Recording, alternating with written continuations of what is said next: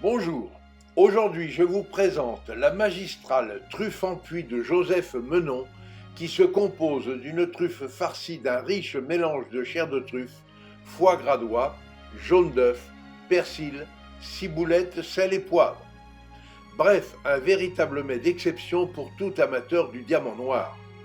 Rappelons que Joseph Menon fut un très grand cuisinier du XVIIIe siècle, surtout connu grâce à ses ouvrages à succès comme Les Soupers de la Cour, en 4 volumes, publiés en 1755, et dans lequel le champagne est de préférence choisi aux autres vins à ses préparations. Sans oublier nombre d'ouvrages de cet auteur culinaire prolifique, comme le Nouveau traité de la cuisine en 3 volumes, La science du maître d'hôtel cuisinier, et une dizaine d'autres éditions en 1, 2, 3 ou 4 volumes, publiées de 1739 à 1771, année de son décès.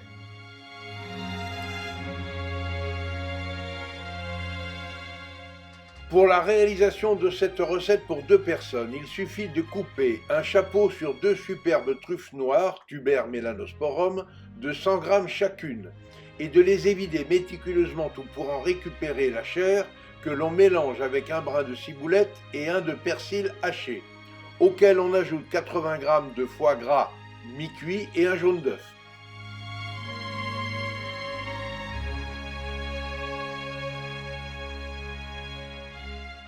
Le tout assaisonné de fleurs de sel et poivre du moulin, puis on remplit les truffes à l'aide de cette farce et on les place avec leur chapeau à mitonner dans le bouillon d'une cocotte composée de 50 g de barre de lard, 50 g de veau maigre, 50 g de jambon sec coupé en morceaux,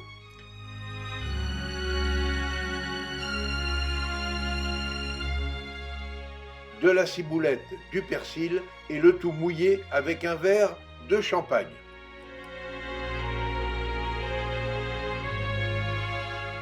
En fin de cuisson, on égoutte et réserve les truffes au chaud.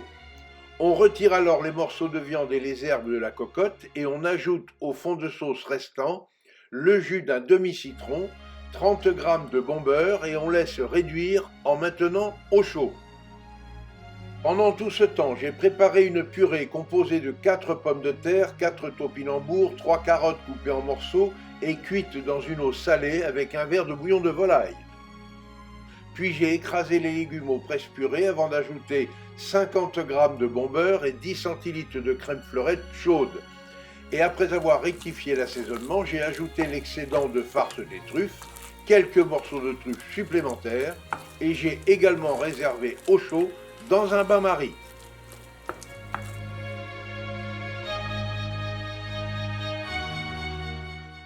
Voilà, tous les ingrédients sont prêts. Il convient alors de dresser aussitôt sur des assiettes chaudes une belle galette de purée truffée, surmontée d'une truffe généreusement farcie et nappée de son jus de cuisson réduit. Il est ensuite conseillé de procéder immédiatement au service pour se délecter de ce mets véritablement exceptionnel, aux arômes et goûts inoubliables.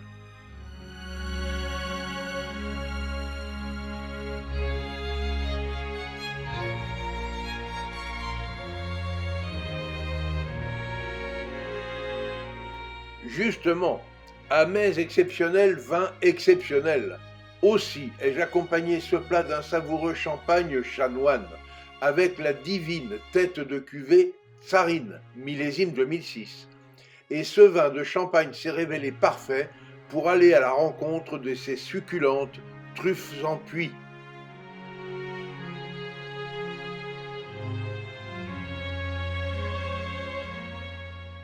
À ce propos, je ne peux résister au plaisir de citer ici l'immense personnage de l'histoire et épicurien que fut Charles Maurice de Talleyrand-Périgord, qui se plaisait à dire « Le champagne est le vin de la civilisation ». Avec cette toute nouvelle recette, nous avons obtenu une fois encore, et pour notre plus grand plaisir gustatif, un accord mets et vin parfait. Et n'oubliez pas, Pour suivre facilement mes recettes et nos reportages, abonnez-vous à notre chaîne Escapades et Découvertes TV. Vous y découvrirez aussi nos accords mets et vins. Et notez bien que l'abonnement est gratuit.